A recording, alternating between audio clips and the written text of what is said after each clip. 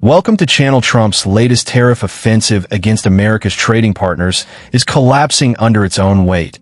And once again, Canada is paying the price for his economic recklessness.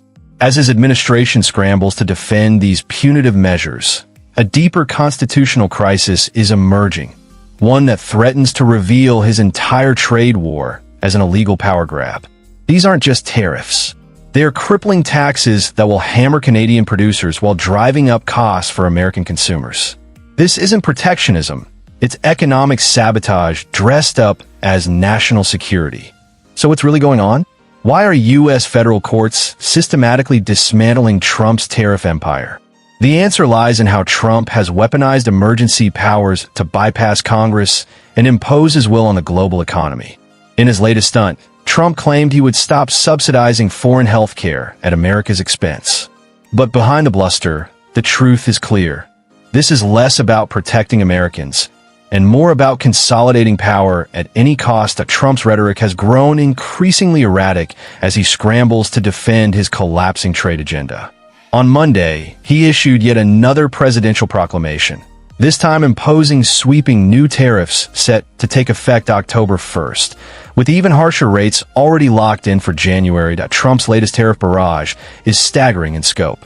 He's slapping 25% duties on truck imports, a jaw-dropping 100% on pharmaceuticals, 50% on kitchen cabinets and bathroom vanities, and 30% on upholstered furniture. These aren't random trade measures.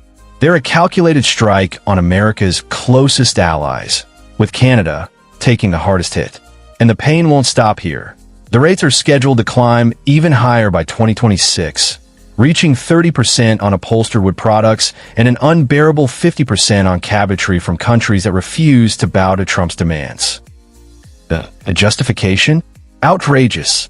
Trump insists that timber, lumber, and furniture imports are somehow eroding U.S. national security under Section 232 of the Trade Act of 1974. Just think about that. He wants Americans to believe Canadian lumber is a national defense threat. It would be laughable if it weren't so destructive. These tariffs are crushing real businesses, killing jobs, and destabilizing entire industries. And Trump isn't stopping at lumber and furniture. He's now expanding his economic war into culture itself, threatening 100% tariffs on foreign-made films. Ontario Premier Doug Ford didn't mince words when he blasted these measures, calling them exactly what they are: reckless, destructive, and deeply unfair to Ontario's $3 billion film industry, aiming to grow to $5 billion.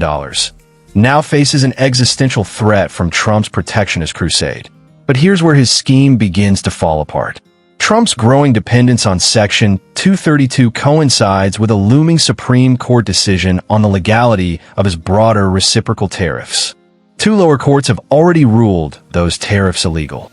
Now, the president who vowed to make America great again is watching his signature policy collapse in the courts. Meanwhile, Canada hasn't been sitting idle. Behind the scenes, Prime Minister Mark Carney has been pressing the issue directly, holding a high-level conversation with Trump in New York just days ago to end their talks. Carney stressed the importance of the Canada, U.S. Mexico agreement and warned against the kind of episodic trade battles that damage both economies. For Canadian producers, though, Trump's latest move is nothing short of catastrophic. Canada already supplies the bulk of America's softwood lumber and is weighed down by combined anti-dumping and anti-subsidy tariffs of roughly 35%. Now Trump wants to tack on another 10%, pushing the total burden past 45%, a level guaranteed to shutter mills and wipe out jobs across Canada's forest sector. Political analysts haven't held back. One commentator quipped that Trump's obsession with tariffs and his rhetoric of territorial dominance feels less like 2025 and more like 1825, the comparison to a tin-pot dictator. Lashing out abroad while floundering at home is damning. But the deeper scandal isn't just the economic wreckage Trump is causing. It's the abuse of presidential power he's using to do it.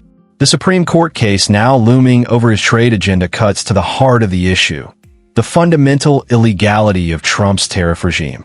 Back in August, The U.S. Court of Appeal for the Federal Circuit